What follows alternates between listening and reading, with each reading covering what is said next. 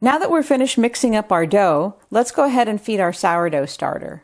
There's approximately 100 to 110 grams left in the container. So let's go ahead and feed it the 1:1:1 ratio. It doesn't have to be exact. The flour and water feeding amounts, I like to keep those exact, but the amount that's in the container doesn't really have to be exact. So I'm going to be adding 100 grams of water and 100 grams of flour.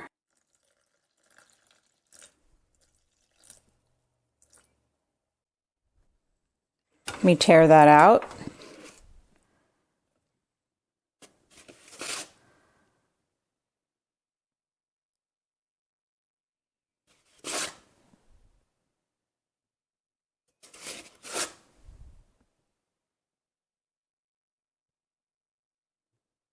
Okay, now we've added 100 grams of water and 100 grams of flour to approximately 100 grams of starter.